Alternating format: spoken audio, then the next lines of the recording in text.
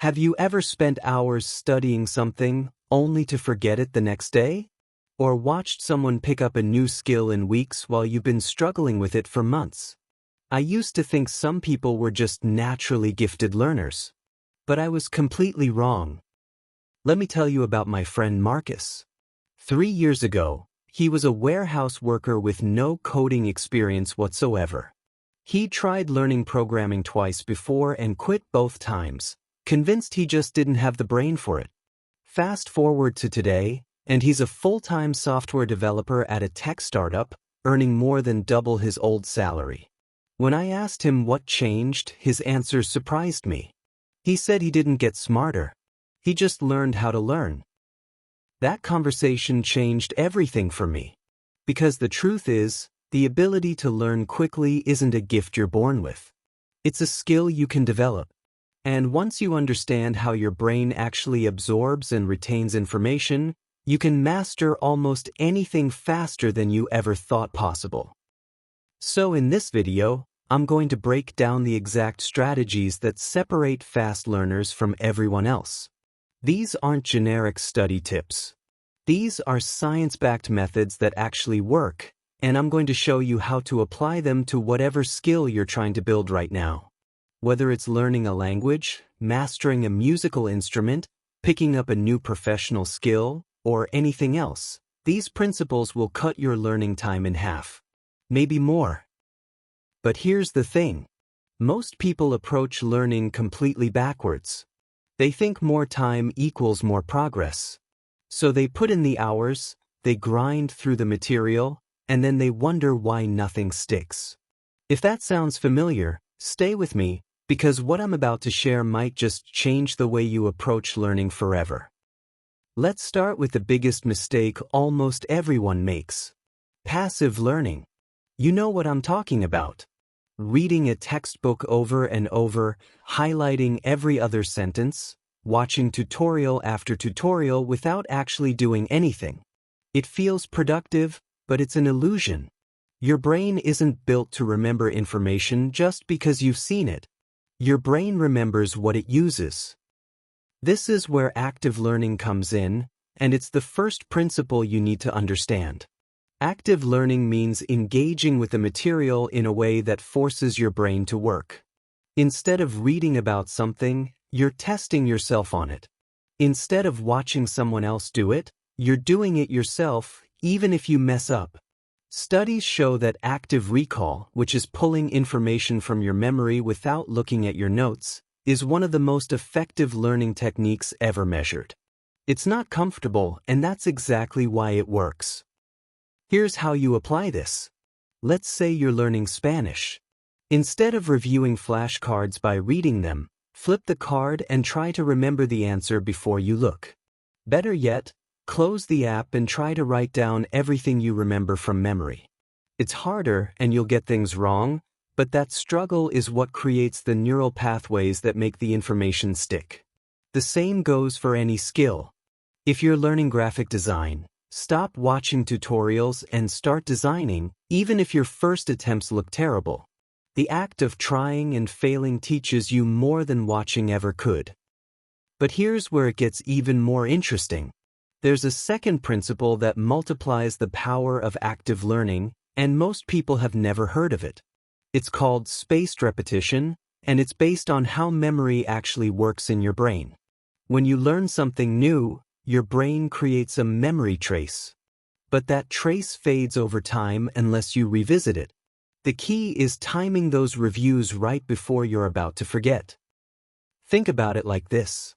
If you cram information the night before a test, you might remember it for the exam, but a week later, it's gone. That's because you reviewed it too soon and too often in a short period. Your brain didn't have to work to retrieve it, so it didn't encode it deeply. But if you review the information just as it starts to fade, maybe 1 day later, then 3 days later, then a week later, then a month later, you're forcing your brain to strengthen that memory each time.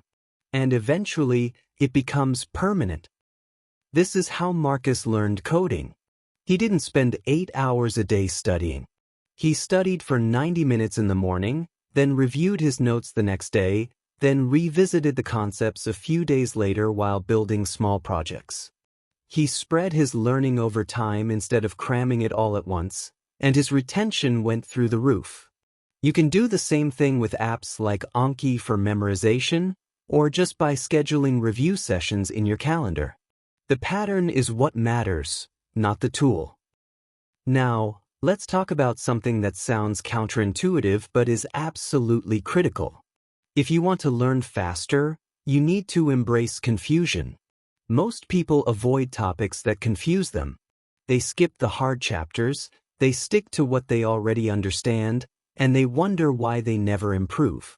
But confusion isn't a sign that you're failing. It's a sign that your brain is working at the edge of its ability, and that's exactly where growth happens. There's a concept called desirable difficulty, and it's one of the most powerful ideas in learning science. It means that making learning harder, in the right ways, actually makes it more effective. When you're slightly confused, when you have to think through a problem instead of being handed the answer, your brain is forced to build stronger connections. So instead of running away from the topics that confuse you, lean into them. Spend extra time there. Struggle with them. Ask yourself questions. Try to explain the concept out loud, even if you're not sure you're right. That's where the real learning happens. Here's a practical way to use this. When you're studying something and you hit a section that doesn't make sense, don't just skip it or read it again passively. Stop and test yourself. Can you explain this in your own words? Can you think of an example? Can you connect it to something you already know? This active struggle is uncomfortable, but it's also the fastest route to mastery. Let me share another story. I once met a woman named Elena who became fluent in 3 languages in less than 2 years. When I asked her how she did it, she told me something I'll never forget. She said she stopped trying to be perfect and started trying to be useful. What she meant was, instead of waiting until she could speak perfectly, she forced herself to have conversations in the language from day one. She made mistakes constantly. She stumbled over words, mixed up grammar, and felt embarrassed. But every mistake taught her something, and because she was using the language in real situations, her brain learned faster than any textbook could have taught her. This brings me to the next principle. Context matters more than content. Your brain doesn't store information in isolation. It stores information in relation to when and where you learned it and how you used it. So if you learn something in a boring, abstract way, disconnected from any real application, your brain doesn't have anywhere to file it. But if you learn it in a meaningful context, connected to a real goal or a real problem, it sticks. This is why project-based learning is so effective. Instead of learning skills in isolation, you learn them while building something that matters to you. Want to learn video editing? Don't just watch tutorials. Start editing videos for a project you care about, even if it's just for fun. Want to learn marketing? Start a tiny side project and try to promote it. The skills you learn in context will stick 10 times better than the skills you learn in theory. And here's another layer to this. Teaching what you learn forces you to understand it at a deeper level. You've probably heard the phrase, if you can't explain it simply, you don't understand it well enough. That's absolutely true. When you try to teach something, you quickly realize the gaps in your own knowledge. You have to organize the information, think about how to present it clearly, and answer questions, even if those questions are just in your own head. This process solidifies your understanding like nothing else. You don't need to be a professional teacher to do this.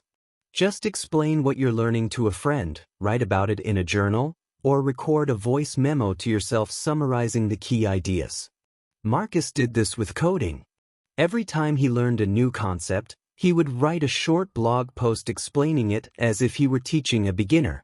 He said it helped him understand things twice as fast because he couldn't hide from his own confusion when he tried to explain it. Now let's talk about something that often gets overlooked but is absolutely essential. Rest and recovery. Your brain doesn't actually learn while you're studying. It learns while you're resting. When you sleep, your brain replays the things you practiced during the day, strengthening the neural connections and moving information from short-term memory into long-term storage. If you're not sleeping enough, you're literally sabotaging your ability to learn. But it's not just about sleep. Taking breaks during study sessions is just as important. There's a phenomenon called the spacing effect, which shows that breaking your study time into chunks with breaks in between leads to better retention than studying for hours straight. Your brain needs time to consolidate what it just learned before moving on to the next thing.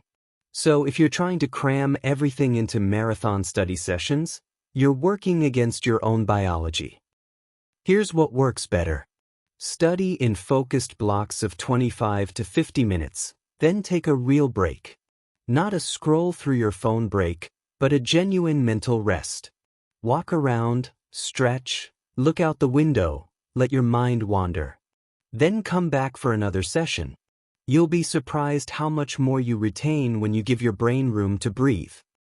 And while we're on the topic of focus, let's address the elephant in the room. Distractions. It's almost impossible to learn effectively if your attention is split between your study material and your notifications. Every time you check your phone or switch tabs, your brain has to refocus, and that refocusing burns mental energy. Studies show it can take up to 23 minutes to fully regain focus after a distraction. Think about how many times you get distracted in an hour. The math is brutal. So here's a simple rule. When you sit down to learn, remove distractions completely. Put your phone in another room. Close unnecessary tabs. Tell people you're unavailable. Create an environment where focus is the default, not the exception. You'll get more done in one focused hour than most people get done in 3 distracted hours. Let me bring all of this together with one more crucial idea. Learning isn't linear. There will be days when everything clicks, and there will be days when you feel like you've forgotten everything. This is completely normal. It's called the plateau effect, and it happens to everyone. Progress isn't a straight line. It's more like a staircase, with periods of rapid improvement followed by stretches where it feels like nothing is happening. But here's the secret.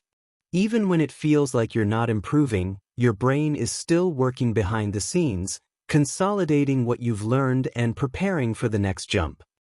The people who master skills quickly aren't the ones who never hit plateaus. They're the ones who keep going when progress feels slow. They trust the process. They show up consistently, even on the hard days, and eventually, they break through. Marcus told me he almost quit coding 3 different times because he felt stuck. But he kept going, and every time, he eventually had a breakthrough that made everything click. So if you're in the middle of learning something and it feels like you're not getting anywhere, don't give up. You're closer than you think.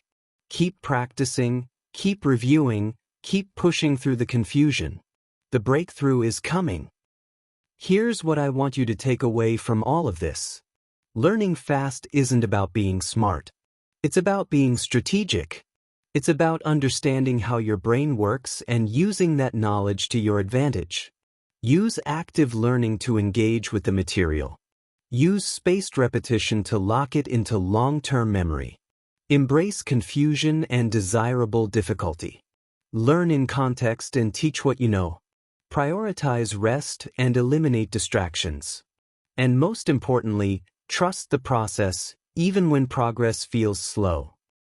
Whatever skill you're trying to build right now, these principles will get you there faster than you ever thought possible.